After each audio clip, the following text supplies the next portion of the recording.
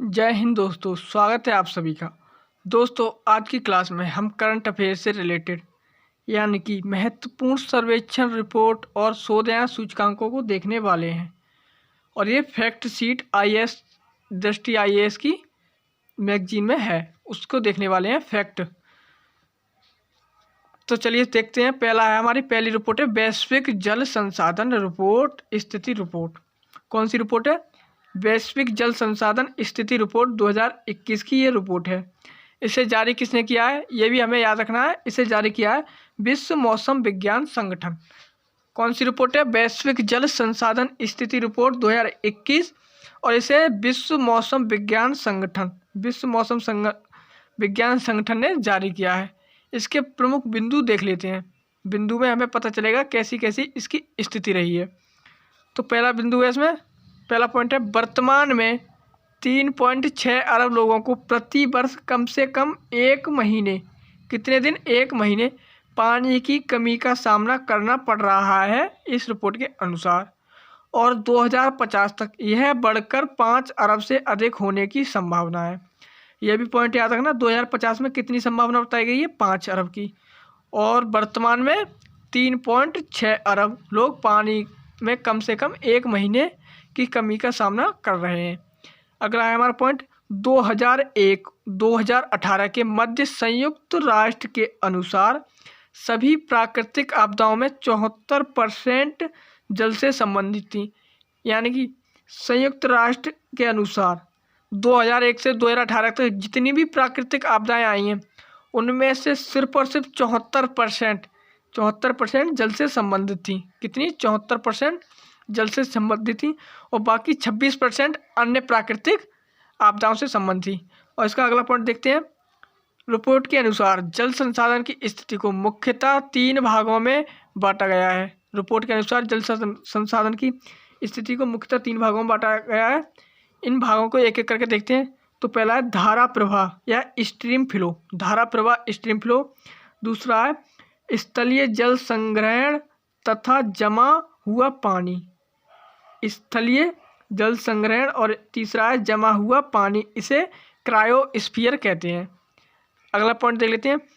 गंगा नदी बेसिन में जल की मात्रा और भूजल स्तर दोनों में 2002 से 2021 के बीच अभूतपूर्व गिरावट देखी गई है। ये भी पॉइंट याद रखना, अगर एग्जाम में आया तो गंगा नदी बेसिन में भूजल की मात्रा में गिरावट देखी गई है, अभूतपूर्व गिरावट देखी गई है। अगली रिपोर्ट है हमारी औद्योगिक उत्सर्जन पर डिकार्बोनाइजिंग रिपोर्ट। औद्योगिक उत्सर्जन पर डिकार्बोनाइजिंग रिपोर्ट, इसे नीति आयोग ने जारी किया है। यह भी पॉइंट याद रखना, औद्योगिक उत्सर्जन पर डिकार्बोनाइजिंग रिपोर्ट नीति आयोग ने जारी की है। इसके मुख्य बिंदु देख लेते हैं।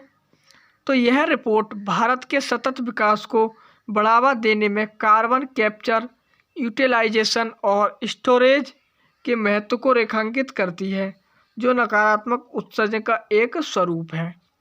अगला पॉइंट है, यह भारत को 2070 तक अपना शुद्ध शून्य कार्बन उत्सर्जन लक्ष्य हासिल करने में मदद करेगी।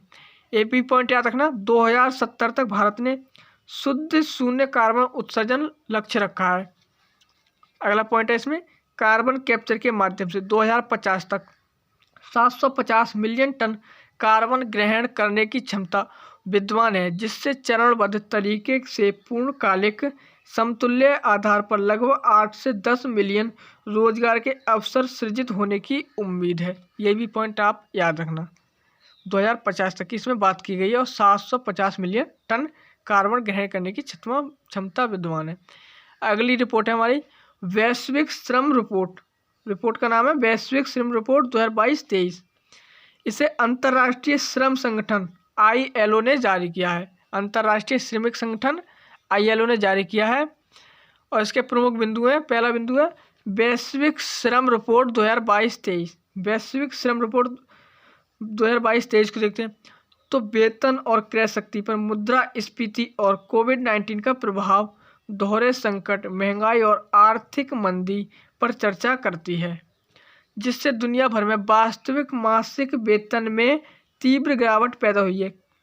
वास्तविक मासिक जो वेतन है, महीने का जो वेतन है, उसमें तीव्र गिरावट पैदा की है।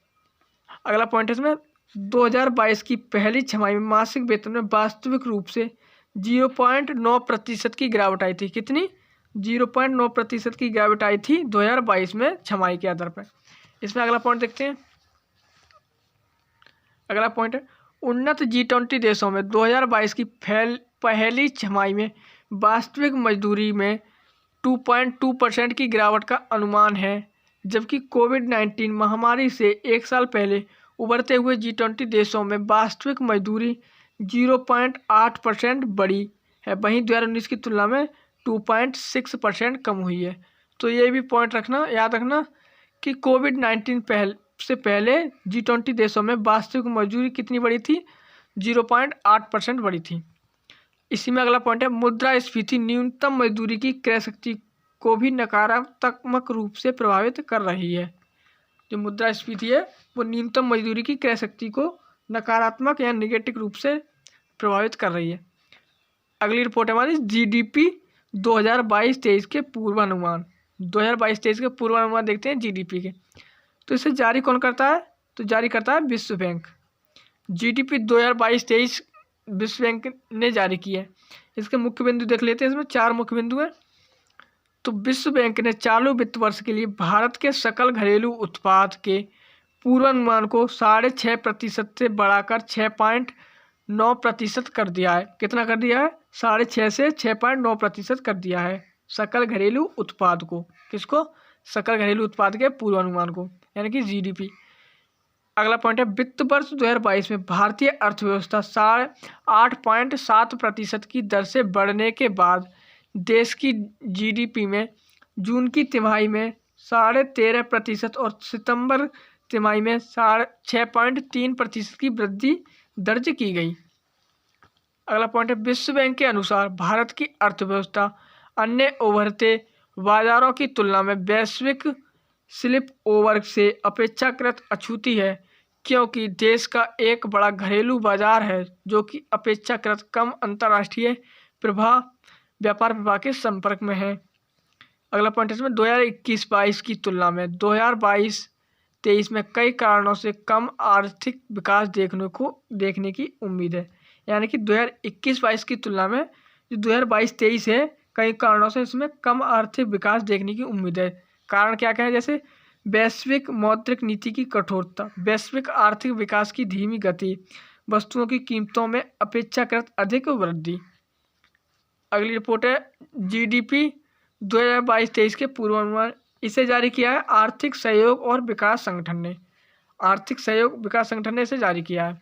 इसमें मुख्य बिंदु है अपनी नवीनतम आर्थिक दृष्टिकोण रिपोर्ट में चालू वित्तीय वर्ष 2023 के लिए भारत का सकल घरेलू उत्पाद 6.9% से घटकर 6.6% होने का अनुमान है। चालू खाता घाटा CAD जुलाई सितंबर तिमाही में बढ़कर GDP का 2.9% हो गया। खाद्य कीमतों में वृद्धि के कारण हेल्पलाइन मुद्रास्फीति 6% से ऊपर बनी हुई है, जो कि रिजर्व बैंक की मुद्रास्फीति टारगेट यानी कि 4+-2% की सीमा का पालन नहीं करती। लास्ट पॉइंट है इस क्लास का वित्त वर्ष 2024 में सकल घरेलू उत्पाद यानी कि GDP की वृद्धि दर घटकर 5.7% रह जाएगी, क्योंकि निर्यात और घरेलू मांग में वृद्धि की गति कम होने की उम्मीद है। दोस्तों इस क्लास में इन 5 और रिपोर्ट को रहने देते हैं। अगली क्लास में हम 5 रिपोर्टों को और देखेंगे। अगली क्लास में इस क्लास को देखने के बाद अगली क्लास 5 रिपोर्ट और देखने वाले हैं। तो दोस्तों यहीं रहने देते क्लास। तो तब तक के लिए जय हिंद।